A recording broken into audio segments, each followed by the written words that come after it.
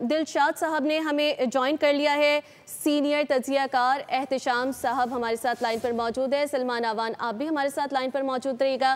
احتشام صاحب آپ کے وقت کے لیے بہت شکریہ۔ سر ہم بات کر رہے ہیں اسلام آباد کچہری کے قریب خودکش دھماکے کی، جس میں 12 افراد کے شہید ہونے کی اطلاعات موصول ہوئی ہیں، جبکہ اسی دھماکے میں 21 افراد بھی زخمی ہوئے ہیں، جبکہ 4 کی حالت تشویشناک بتائی جا رہی ہے۔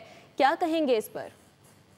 دیکھیں، اس میں کوئی شک نہیں ہے کہ یہ بہت ہی افسوسناک اور تشویشناک بات ہے۔ اسلام آباد کیپٹل میں جہاں پہ اتنی ہائی سیکورٹی ہے، اور پھر یہ کچہری کا علاقہ ہائی سیکورٹی زون تو نہیں اس طرح، لیکن پھر بھی آپ نے دیکھا کہ اس سے پہلے بھی کچہری میں یہ غالباً دوسرا تیسرا واقعہ ہے دہشت گردی کا، یہ اس کو ان نوٹس نہیں جا سکتا۔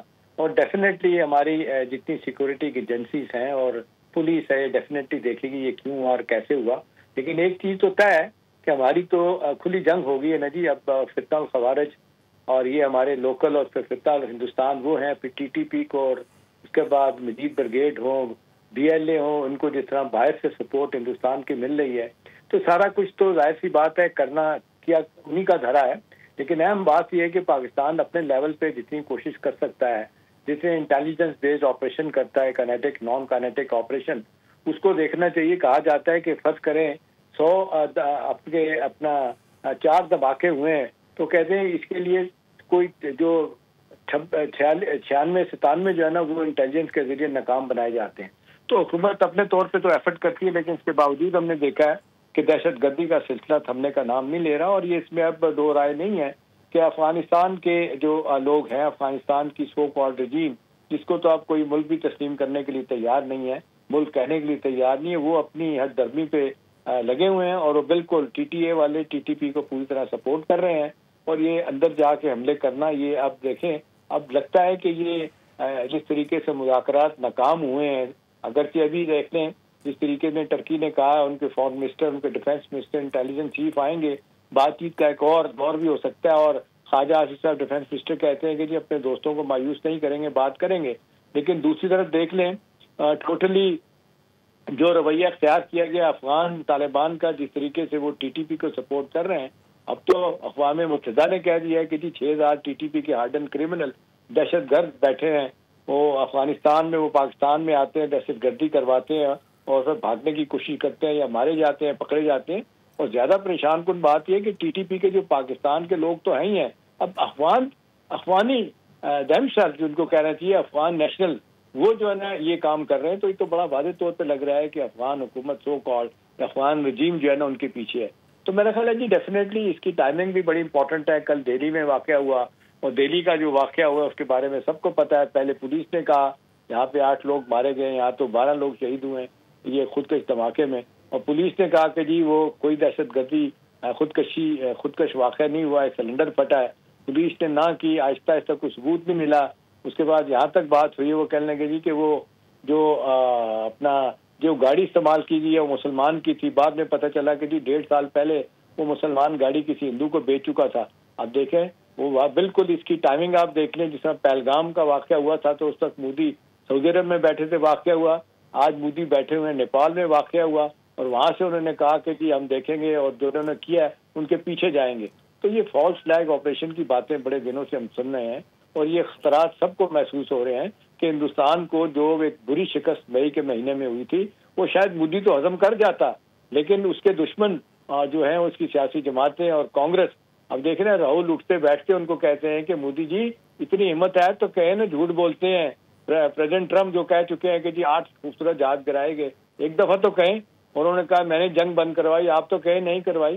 تو بات صورتحال اس طرف چلی گئی کہ اب ہندوستان کی تو پریشانیاں بہت زیادہ ہیں۔ اب دیکھ رہے ہیں بہار کے الیکشن ابھی تو دوسرا فیز شروع ہو گیا ہے، وہاں پہ لگتا ہے کہ مار پڑے گی۔ اب انہوں نے عوام کی توجہ تو کس طرح بٹانی ہے، پھر اس کے بعد بنگال کے الیکشن ہونے جا رہے ہیں۔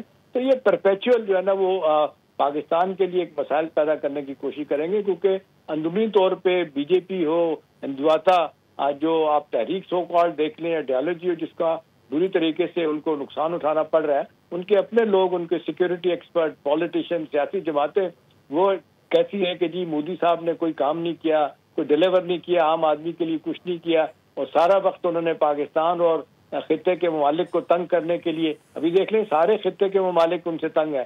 चले तो गए नेपाल की हुकूमत उनके भी आज भी खिलाफ है। छोटा सा भूटान मुल्क है, उन्होंने उनकी एक जगह कब्जा कर ली जो उनका क्लेम था, नहीं छुड़वा सके।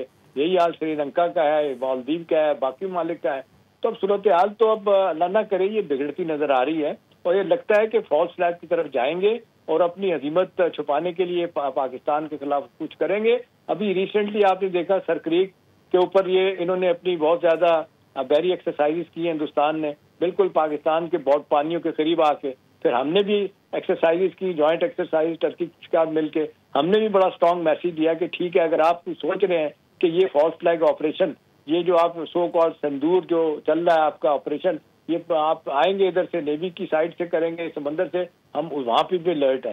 तो जाहिर सी बात है कि सूरत हाल अच्छी बात है इस वक्त जो वो ये है कि अब दुनिया बहुत अलर्ट हो चुकी है। दुनिया का मीडिया, अब वो बात चलेगी कि आंखें बंद करके जो झूठ बोला जाता था, जैसा अब ये दिल्ली पे हमला हुआ है, जो खुद का धमाका हुआ है सो कॉल, अब ये अभी तय ही नहीं चीजें हुई तो वही इल्जाम तराशी का सिलसिला शुरू हो गया।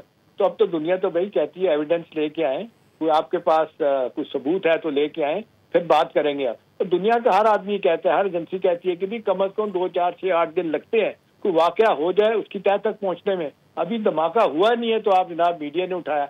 अच्छी बात जो हुई है इसमें कि उनका जो पॉलिटिकल साइड है, उनके ओपोजिशन के लोग हैं, वो ये कहते हैं कि जी आप जिस तरीके से ऑपरेट कर रहे हैं गलत है, पाकिस्तान के खिलाफ जो बातें कर रहे हैं सबूत के बगैर कर रहे हैं, तो आपको ये सारी चीजें नहीं करनी चाहिए। लेकिन इस वक्त तो जिसको कहते हैं मोदी सरकार और उनके लोग जो है ना वो भुनाए बैठे, वो कहते हैं ना दे आर वुंडेड, उनकी फौज वुंडेड है और वो बदला लेने की कोशिश करेंगे। लेकिन दुनिया को पता चल गया है कि पाकिस्तान की सुपरियरिटी है। एयरफोर्स ने साबित कर दिया कि अमेरिका के बाद पाकिस्तान की एयरफोर्स है, फिर हमारी लैंड फोर्सेज, हमारी बहरिया। तो अब देखें कैटेगराइज जो किया जाता है, उनके अपने लोग सवामी साहब जो उनके डिफेंस एक्सपर्ट है वो कहते हैं कि किसी तरह भी हिंदुस्तान की फौज जो है ना पाकिस्तान के मुकाबला नहीं कर सकती। तो अब सूरत हाल उस तरफ चली गई है। 6 गुना बड़ा मुल्क और जो शाइनिंग इंडिया और थ्राइविंग इंडिया, उस पर बहुत बड़ी माजत के साथ एक चपेट लगी है उनको। अब उनको समझ नहीं आ रही, बदला लेने की बातें कर रहे हैं। तो अल्हम्दुलिल्लाह पाकिस्तान की कौम इस हवाले से बड़ी मजबूत है। भले यहाँ पे सियासी इख्तिलाफात हैं, लेकिन आपने देखा कि मई में जो जंग हुई, मार्का हुआ, पूरी कौम बिल्कुल सारी सियासी जमातें, सिविल सोसाइटी, मीडिया, सारे अदारे इकट्ठे हो गए थे और बड़ा मैसेज ऑफ वननेस दुनिया को गया था। आज भी दुनिया समझती है कि पाकिस्तान साहब बहुत अहम नुक्ता आपने उजागर किया कि जो कुछ भी होता है उसमें 9 से 10 दिन तो लगते हैं कम से कम तहकीकात करने में, लेकिन हमेशा इल्जाम पाकिस्तान के सिर पर डाल दिया जाता है। सब्सक्राइब करें और बेल दबाएं ताकि कोई खबर रह न जाए।